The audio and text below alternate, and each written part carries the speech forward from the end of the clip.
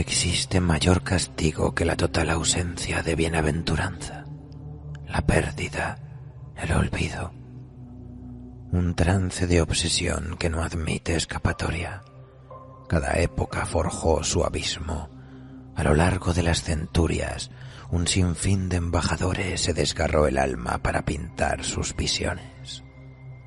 Wetty de Guicheneau, un monje benedictino del siglo IX, nos legó en sus manuscritos fuego y sodomía. Pero en nuestro infierno el fuego se ha apagado y la sodomía, ¿a quién le importa? Ahora es una mazmorra infinita, perpetuación sin propósito de pasillos, escaleras y habitaciones.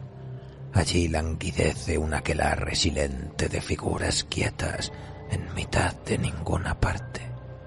Motas antropomórficas arrastradas por inercias subterráneas.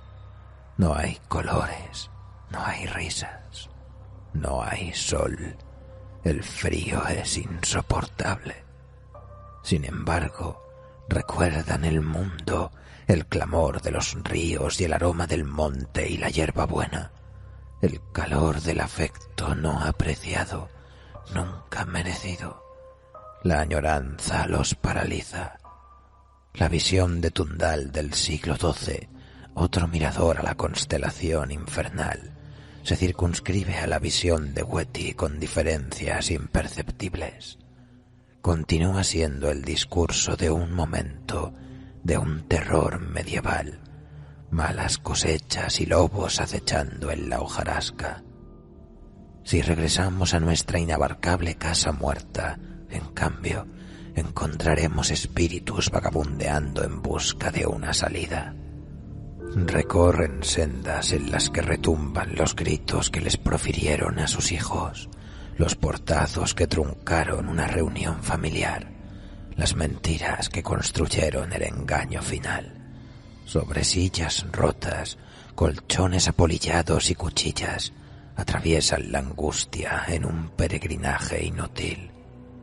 Sin embargo, sea la visión de Wetty, Tundal, Dridlem, Furseus de Beda el Venerable o el apócrifo Apocalipsis de San Pablo, todos convergen sus alucinaciones en una sola efigie: el diablo. Apelaremos entonces a esta figura, afirmando que por estas casas polvorientas también vagan los demonios andrajosos. Con un hieratismo que evoca autoridad, ignoran los gemidos de los cadáveres que pueblan las paredes. Les mueve un rastro, una brisa enferma, más putrefacta que el aire. Proviene de la luz. Por la sabiduría que los avala en aquellos calabozos, conocen las contraseñas, los centinelas, los atajos. Y en una habitación minúscula, uno de estos demonios encontrará una escalera vertical que comunica con una trampilla en el techo. Akragas, duque de toda la oscuridad interior, trepará la escalera y momentáneamente deslumbrado emergerá a un espacio más allá del espacio, a una distorsión de los elementos y el raciocinio, una caverna espiralada de magnitudes sidéreas, en la que claman las almas atrapadas en la roca, y en lo alto del eje axial una pizca de crepúsculo. Akragas mirará a lo alto y se proyectará a la luz, al mundo, a la traición de un amigo, a una incitación de suicidio en Facebook, a la paliza cruel de un perro, a la única verdad que podamos defender en estas líneas. El infierno es tiempo y contexto. Se mueve, se transforma y siempre, siempre viaja con nosotros.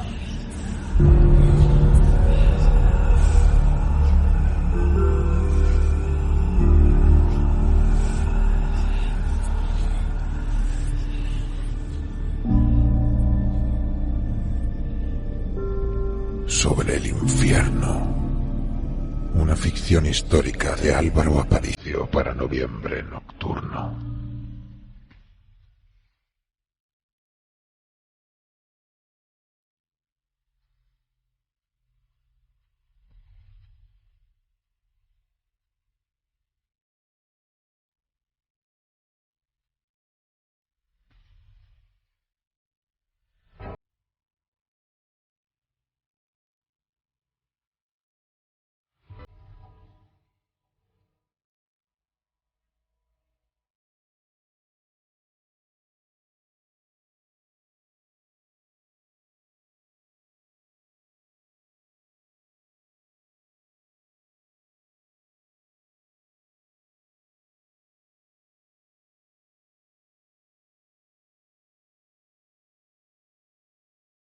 La linde del bosque, la muralla verde, arces, abetos, robles. Un frente de gigantes atajando la pradera envuelta en bruma. Con el atardecer desvaneciéndose tras las copas, podría ser la más hermosa postal. Podría ser también, con los pies mojados, la ropa sucia y el hambre propagándote calambrazos por el vientre, una razón para temblar. El viento se alza y murmullan las hojas. Los pájaros remontan el vuelo.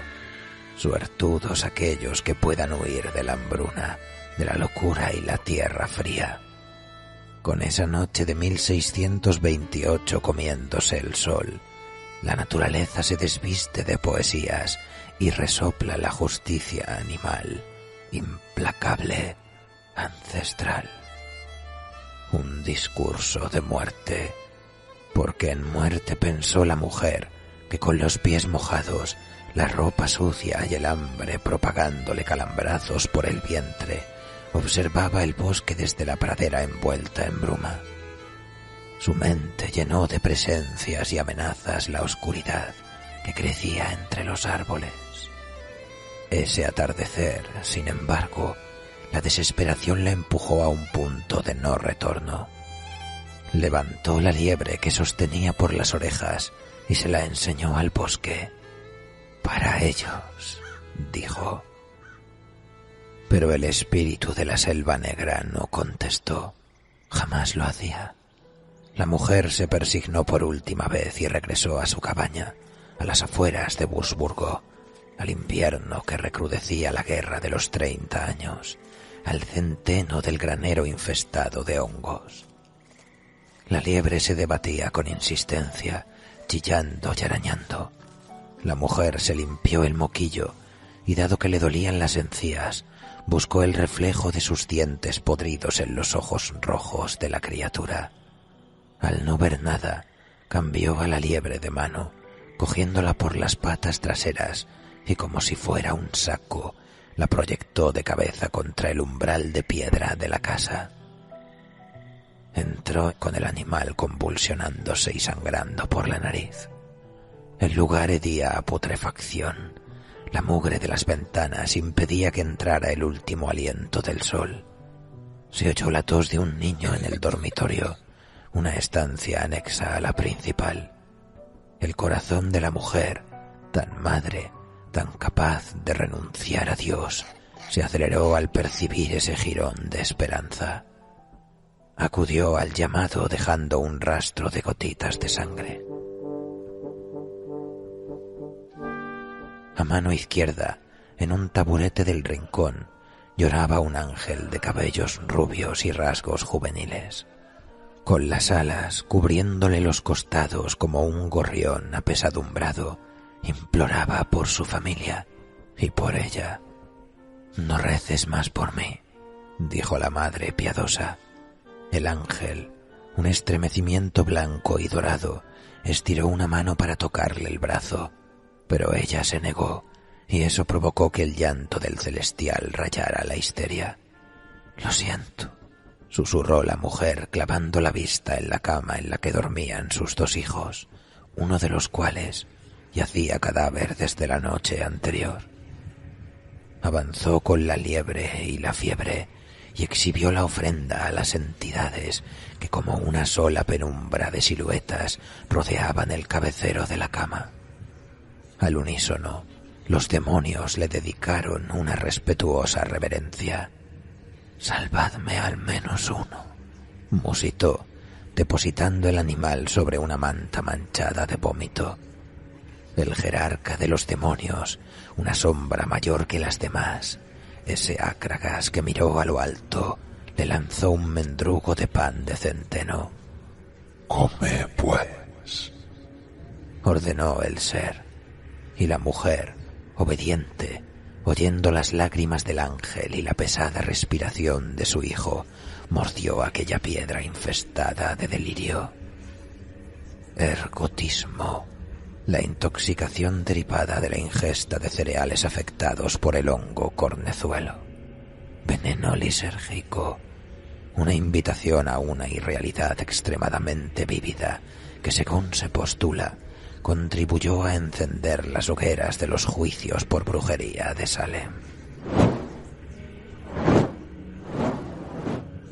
Pero sin importar el lugar, sea Zugarramurdi o Wurzburgo, donde más de 200 personas fueron sentenciadas a muerte en la propia ciudad y casi otros 1000 en las aldeas de los alrededores, todas las cazas de brujas están definidas por los mismos patrones.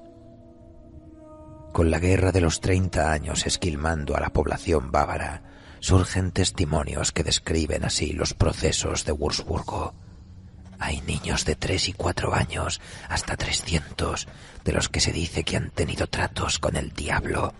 He visto cómo ejecutaban a un chico de 7 años, estudiantes prometedores de 10, 12 y 15 años. También había nobles. Y con el Sacro Imperio Romano-Germánico políticamente fragmentado, no existía un ente centralizador de las persecuciones, siendo en cada región una batalla singular y ejemplarizante que hacía naufragar a la población en la miseria social. Los comités de brujas, investidos defensores espirituales contra una epidemia demoníaca, extraían confesiones a través de la tortura y daban legitimidad a cualquier acusación conveniente. Vagabundos, monaguillos, posaderos, extranjeros y concejales, decapitados y entregados a las llamas. Hubo, no obstante, una voz que cabalgó al centro de la locura y reclamó un cambio en los procesos. El jesuita Friedrich Spee, en su Cautio Criminalis o Precauciones para los acusadores, publicada en 1632, renegó de los juicios tendenciosos y de la demonización del campesinado iletrado. Entre las 52 cuestiones que construyeron su obra, el jesuita expuso el derecho de los acusados de brujería de contar con representación legal, la irrebatible realidad de que no existen inocentes que no estén dispuestos a confesar cualquier barbaridad con tal de detener el sufrimiento de la tortura, y que, entre otras muchas cosas, el silencio no entraña complicidad o aceptación diabólica de las acusaciones. En definitiva, los comités de brujas diseñaban culpables y tejían enfermizas redes de arrastre que diezmaban vecindades enteras. El sistema debía cambiar. La percepción del jesuita es paradigmática a día de hoy. No significa que le debamos nuestro presente, máxime cuando su figura es frecuentemente olvidada por el penalismo moderno, incluso por la Iglesia católica. Sin embargo, sirve al propósito de dibujar un horizonte en la inmensidad oscura de aquellos tiempos, horizonte en el cual muchos sacerdotes vinculados a lo diabólico aún se debaten, pues sin importar si hablamos de un jinete sumido en el sombraje de la selva negra o el conductor de un Peugeot 403 con la pintura reventada por el sol, ciertas dudas permanecen vigentes, porque el infierno, el diablo, los poseídos, ¿qué significan realmente?, reflexionó por enésima vez el cura al volante del Peugeot. Medio acodado a la ventanilla, sostenía un cigarrillo cuya ceniza se desmenuzaba al viento mientras ascendía por el laberinto en rampa de Rocinha, una de las mayores favelas de Brasil, al sur de Río de Janeiro. De calles mal hormigonadas y edificios de ladrillo sin enfoscar, donde los pisos se apilaban en cubos desiguales y el tendido eléctrico se basaba en una maraña de cables que describía curvas abombadas sobre los niños que jugaban al fútbol, el cura respondía por la integridad espiritual de aquella subdiócesis. Ese 22 de febrero de 1989, con los adornos carnavalescos jugándole un pulso al hedor a cloaca que flotaba por las casas, el cura, un hombre joven, en las antípodas de los rituales exorcísticos, de paralamas en el radiocassette y parasol con el escudo del Flamengo, acudía a la casa de los Ribeiros en un acto de resignada misericordia, pues no creía que la hija mayor de la familia estuviera poseída, y así lo expresó en numerosas ocasiones, incluso con la muchacha delante. «Llevadla a un psiquiatra, no perdáis el tiempo conmigo». Sin embargo, los ruegos escalaron a un nivel de desesperación que volvía inasumible su pasividad. Aceptó pasar la noche con la familia y asistir a un breve simulacro de cotidianeidad para verificar cuánta verdad subyacía en aquellos testimonios. Las diatribas del eclesiástico son las diatribas de la Iglesia misma, que relega el exorcismo a un ámbito residual, cuando no directamente al repudio y el descrédito. Encontrar un equilibrio entre rendir culto al dogma, con sus cuasi infinitas interpretaciones, y aceptar las evidencias de la ciencia, era y es un acto de malabarismo en una cuerda floja, a veces transitada por showmans y santeros. ¿Cómo curar almas torturadas en la encrucijada de los sesgos culturales, las enfermedades mentales y el respeto atávico a lo sobrenatural? El cura del Peugeot no era un experto en exorcismos. Su formación teórica había sido mínima, y en un marco general, los textos ensayísticos acerca de la ritualidad le resultaban vagos y genéricos. Su apuesta sacerdotal consistía en resolver problemas mundanos desde el pequeño gesto y lo estrictamente administrativo: escuchar, canalizar donaciones a través de la Grey, esculpir un espíritu común de ayuda. Así que, aparcando el coche en un callejón que adoptaba la inclinación de la ladera, sintió que metía los pies en aguas sucias. Colgó un manojo de rosarios del retrovisor con la esperanza de que asociaran el vehículo a su persona y quizá conseguir así el indulto de los ladrones, y repasó su plan de acción. El primer paso era analizar la demonopatía y elaborar un diagnóstico. Si no fuera posible, regresaría con un psiquiatra. Pero de momento, acercándose a la puerta de la casa, un edificio cochambroso de 2 plantas, tenía que valerse por sí mismo. Si hubiera venido un exorcista de verdad, pensó cínico, proyectando su sombra sobre fachadas que apestaban a orín. Tocó a la puerta, evaluando mentalmente la trinidad sintomática de los sujetos demonopáticos: el uso de lenguas extrañas, la fuerza hercúlea y el saber del oculto. Se le recibió con un agradecimiento sobredimensionado y le llevaron ante la muchacha, que estudiaba en la mesa del comedor, mientras, aún pensativo, infería que ningún síntoma arrojaría certidumbres más allá de toda duda razonable. En el Sínodo de Reims de 1583 se promulgaron decretos que, a modo de advertencia, ya exponían la posibilidad de que un poseído fuera en realidad un enfermo mental. Pero incluso en estos casos, el exorcismo podía desempeñar un papel terapéutico, sanador, y a eso se aferró aquel cura que compartía mesa con una familia sobrecogida por su presencia. A eso, y al innegable influjo de la santería en los estratos más humildes de la población. La madre, echándose hacia adelante con aire confidencial, le explicó que una vecina, un bandista para más señas, hacía trabajos de magia negra.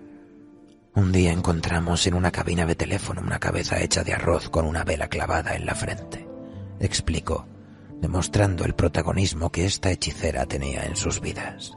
El cura escuchó el resto de la historia con los ojos en las paredes plagadas de imágenes sagradas, una égida contra el paganismo exterior, o una espiral de realimentación. «¿Qué le dijiste a la señora?», preguntó el cura en cuanto la madre llegó al germen de la historia. «Bruja de mierda», susurró la muchacha avergonzada. El padre explicó que se percibían ruidos por la casa, pasos, silbidos, cambios bruscos de temperatura, presencias y un terrible espesamiento del aire en las habitaciones oscuras. «Moscas», intervino la madre. «Un día encontré este comedor lleno de moscas y no había comida ni basura, nada que las atrajera. Infestación diabólica». El cura extrajo la estola de la mochila que tenía entre las piernas y se levantó con intención de proceder. «Purifiquemos la casa», dijo. Con incienso previamente bendecido, recorrió la vivienda en compañía del matrimonio. Le llamó la atención, no obstante, que la hija mayor se abstuviera de participar. El baño mugriento, los dormitorios atestados de manchas de humedad, los rincones penumbrosos en los que se arrumbaban trastos rotos. El cura oró en un farfullar que terminó derivando con el atardecer soplando las cortinas en una sucesión de latinajos de escaso peso ritual. Regresó al comedor. Se oía el jolgorio del carnaval en la tele. Con el último incienso ahumándole el cuello, advirtió por el rabillo del ojo que la madre se cubría la boca. El cura hiló aquella reacción con la expresión desencajada de la muchacha, aún sentada a la mesa. ¿A qué has venido?, susurró esta colérica. El cura, conciliador, dio un paso hacia ella y la muchacha le asestó tal puñetazo a la mesa que los libros cayeron al suelo. «No te acerques más», farfulló la endemoniada, los puños blanquecinos de clavarse las uñas en las palmas. «Va a empezar», aseguró el padre. «Es mejor llevarla a su cuarto». El cura cogió la mochila y siguió a la familia a través de las escaleras que conducían a la planta superior, desde la cual, a modo de mirador, se avistaban las luces de la favela moteando la ladera. La habitación olía a perfume barato. El padre acostó a la muchacha y le palpó una mejilla. «Está helada», susurró. El cura se abrió paso entre los padres y le echó un vistazo de cerca. Tenía los ojos en blanco. «Sacádmelo de dentro», lloriqueó. El cura, por hacer algo, sacudió el hisopo y la roció de agua bendita. Ningún efecto. Dudó entonces si posicionarse a la diestra o siniestra de la cama. Mientras recitaba las instrucciones del ritual, controlando de soslayo a los padres, buscó en el mobiliario algo sobre lo que sentarse. Acercó un baúl de mimbre e, inclinándose sobre la muchacha, pronunció «Ecce crucem Domini» y le colocó un tramo de estola en el pecho y una mano en la frente. La reacción de la poseída fue una bofetada mal dada que le arañó la barbilla. «Dejadnos a solas y cerrad la puerta», le ordenó a los padres, bastante superado por la propia situación como para además verse juzgado por su improvisación. «¿A quién llevas dentro?», le preguntó una vez a solas. «Es a Gragas», respondió la muchacha. «Me hace soñar con el suicidio». El cura la sujetó por la mandíbula para verla de frente. Seguía con los ojos en blanco. «Tienes que despertar», le ordenó. «¿Y te crees que la voy a dejar?», contestó ella con una carcajada. El hombre se guardó de expresar cualquier temor y reforzó el ritmo de las plegarias con la noche adueñándose de la habitación. De pronto se hizo la calma. El cura enderezó la espalda, adolorido por la postura, y soltó la frente de la muchacha, que le dedicó una mirada vidriosa de lágrimas. «Me duele», susurró. «Y a mí», dijo él. «¿El cuerpo o que no creas en mí?», preguntó la muchacha incorporándose sobre los codos con repentino vigor. Creo en ti, respondió el sacerdote, regresando al estado inicial de alerta. No importa en qué creas tú. Creo que me está matando, musitó la poseída, cuya expresión aterrorizada no concordaba con el tono alegre de sus palabras. Y seguirá matándome cada noche, cada día, en cada sueño y a cada momento. Me hace pensar en el suicidio a todas horas, y si te quedas cerca de mí, te pasará lo mismo. El cura se puso lentamente de pie, creyendo que la distancia física le otorgaba dominio sobre la situación. Trazó sobre ella la señal de la cruz y la roció con agua bendita. La muchacha, indiferente, claudicó en un sueño empapado de sudor. El reloj digital de la mesilla de noche marcaba las 8:30. El hombre bajó la guardia y, ensimismado, exploró la habitación, alumbrada por el mar de luces del exterior. Buscó libros, cómics, cassettes, pósters, cualquier indicio que pudiera asociar a una expresión satánica que reforzara el supuesto maleficio de la umbandista.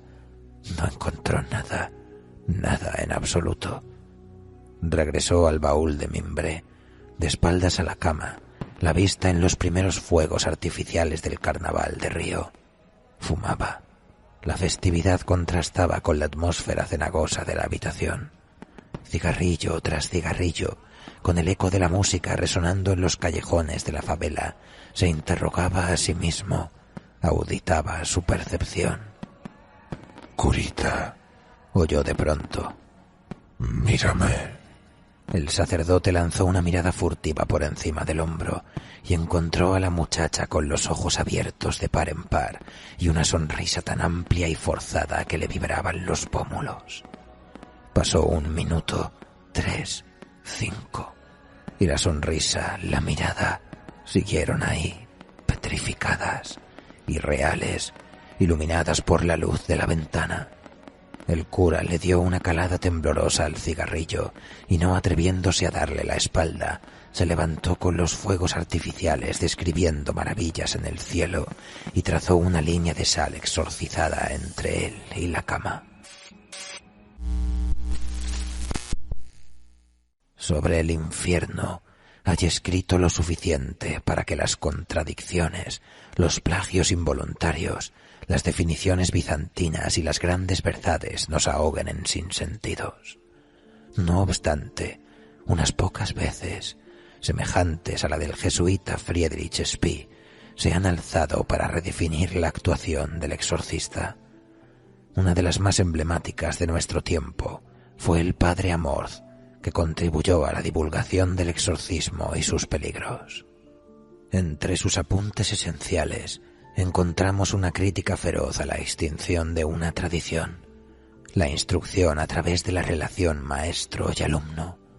Un exorcista no se improvisa, escribió en su libro Habla un exorcista, y es que creyendo o desdeñando tales prácticas, la modernización de las mismas es constatable desde el momento en el cual Amorth declara que, en aras de no sugestionar a las mentes frágiles, aboga por la sustitución de la terminología exorcística por simples bendiciones y gestos que no desencadenen una reacción impostada en el poseído. La posibilidad de estar ante un enfermo mental era algo que le preocupaba en grado sumo y procedía acorde a esta incógnita.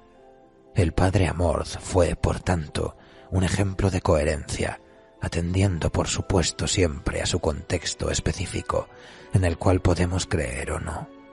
No obstante, podemos creer y debemos que por debajo de este estándar de actuación existen otros que nos acercan peligrosamente a la mazmorra infinita, a la perpetuación sin propósito de pasillos, escaleras y habitaciones, a la casa muerta donde nacen las pulsiones que nutren las mentes perturbadas. Estamos regresando a las profundidades. Huelen a metal, al sudor de la paranoia, al aliento de días sin hablar. Al cabalgar por estos corredores de ceniza, ladrillo y hielo, encontraremos enseguida un ejemplar de interés. Pero no está muerto. Demoler las ideas preconcebidas acerca de la naturaleza del infierno es fundamental para entender su forma actual. Tampoco es intencionadamente malvado. Muy al contrario, su máximo propósito es ayudar al prójimo. Se llama Daniel Petre Coroyanu y deambula por las estancias polvorientas en un perpetuo revivir de los acontecimientos que nos permitirá entender quién es. Tras la caída del comunismo en Rumanía, la vida monástica experimentó un resurgir incontrolado. Sus filas se plagaron de individuos sin formación que huían de la pobreza o la marginalidad. Esto encumbró guías espirituales del perfil de Coroyanu, que basándose solo en su olfato, practicaba exorcismos a diestra y siniestra. Su línea operativa consistía en abofetear trastornados en caballerizas malolientes al son de las plegarias. Preso de un oscurantismo medieval, despreciaba la medicina, coligiendo que toda conducta anómala era producto del diablo. Coroyanu, vivo a fecha de estas palabras, aún se jacta de proceder acorde a los edictos de Dios. Su convencimiento es inapelable. Marcha por los pasadizos subterráneos con los dedos recorriendo los nudos del cordón de oración, el equivalente ortodoxo del rosario católico. En su cabeza, una zarabanda de ínfulas mesiánicas para revisar los muros de piedra del monasterio de Tanaku. La penumbra de los candelabros, el retumbar de sus pisadas en el atrio, el sentimiento de pertenecer a una noble causa mayor. Hasta enero del 2005, cuando la población del monasterio aumentó con la incorporación de Irina Kornichi, una joven de 23 años que arrastraba un pasado de orfandad, inestabilidad y pobreza. Al poco de convivir bajo el mismo techo, el padre Coroyanu la descubrió riéndose en una misa. Y así empezó la cruzada. Aunque consta intervención profesional y un diagnóstico de esquizofrenia, la afirmación de que Satanás la poseía determinó las acciones intramuros. No puedes sacar al diablo de la gente con pastillas, declararía Coroyanu en la televisión rumana tiempo después. Fiel a esta idea, procedió con una determinación fanática. Días de exorcismo basados en la improvisación de la que Amorth reniega en su obra. Ufano por la magnitud del ritual, Coroyanu no cejó en su empeño por liberar el alma de Irina, tanto así que ante la inutilidad de sus esfuerzos no dudó en atarla de pies y manos a una cruz y transportarla a la nave de la iglesia. Ante las autoridades alegaría, con el apoyo de las monjas cómplices, que de no haberlo hecho, Irina hubiera constituido un peligro físico para ella y los presentes. Esta abominable ceremonia se alargó 72 horas de incienso, gritos y rezos. 72 horas durante las cuales Irina no comió ni bebió líquido alguno. Si algo entró por su boca, fue la toalla con la que Coroyanu y su séquito pretendieron detener su farfullar delirante en pleno brote psicótico. A esta altura del relato, las versiones se facetan y se solapan, pero todas terminan con Irina muerta. Coroyanu aún afirma, con el apoyo de su serrallo de devotas, que su exorcismo la curó, que salió viva del monasterio rumbo al hospital. Las autopsias de 2005, en cambio, expusieron que las causas del deceso fueron derivadas del maltrato físico que sufrió Irina en el transcurso del exorcismo. No obstante, en 2014 se supo que durante el viaje en ambulancia le suministraron una cantidad de adrenalina muy superior a la adecuada, provocándole una sobredosis. En cualquier caso, Coroyanu terminó excomulgado y en la cárcel, pero hoy vaga libre por su infierno de llamas apagadas. Pasa los dedos por los nudos de su cordón de oración con la serenidad del buen peregrino. Aunque a su alrededor florezcan las sombras y las distorsiones, se arrodilla ante el altar de su templo mental, arrogándose el papel de curandero de la cristiandad. Así se ensamblan las paredes que dan cuerpo a las celdas de este laberinto. del desprecio al débil y de las palabras de San Bernardo de Claraval. El infierno está lleno de buenas voluntades y deseos. No existen luces inmaculadas u oscuridades totales, porque en el corazón de una catedral boca abajo, arrodillado ante el altar en la misma baldosa que ocupa Corollanu, Akragas se besa los dedos dándole las gracias al Señor.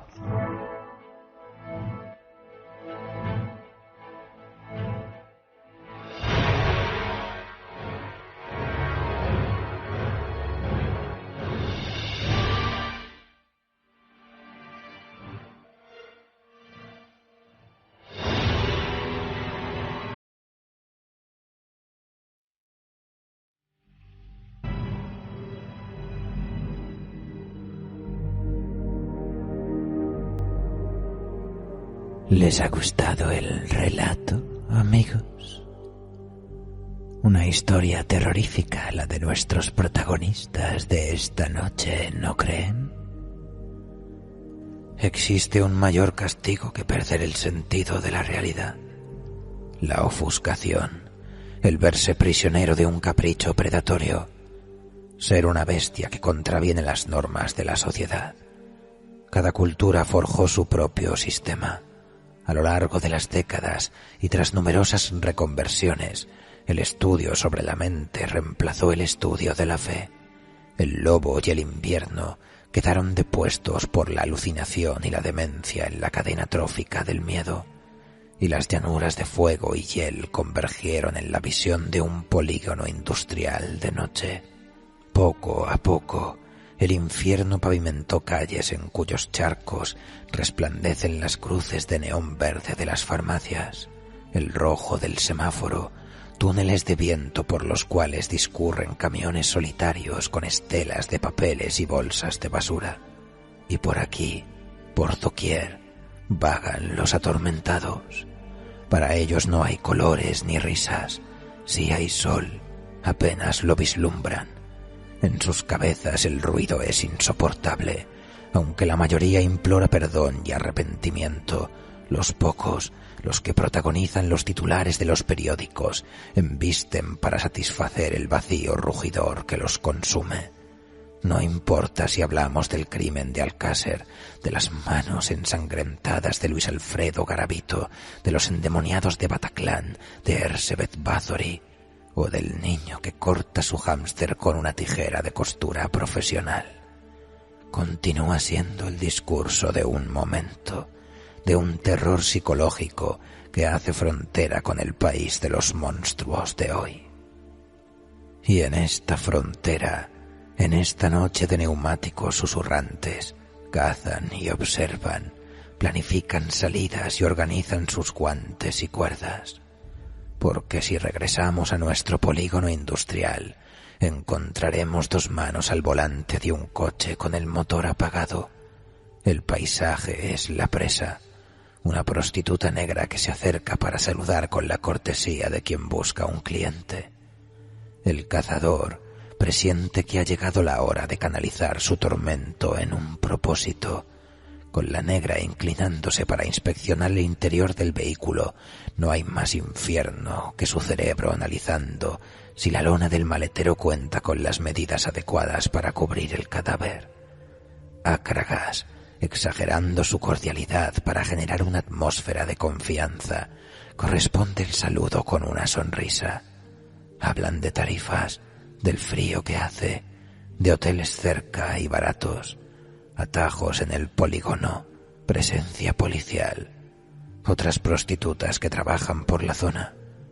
Si el demonio ardía al hablar, no era entre llamas, pues en palabras de Sartre, no hay necesidad de fuego, el infierno son los otros.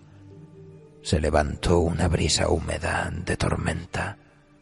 «Sube», dijo el duque de toda la oscuridad interior.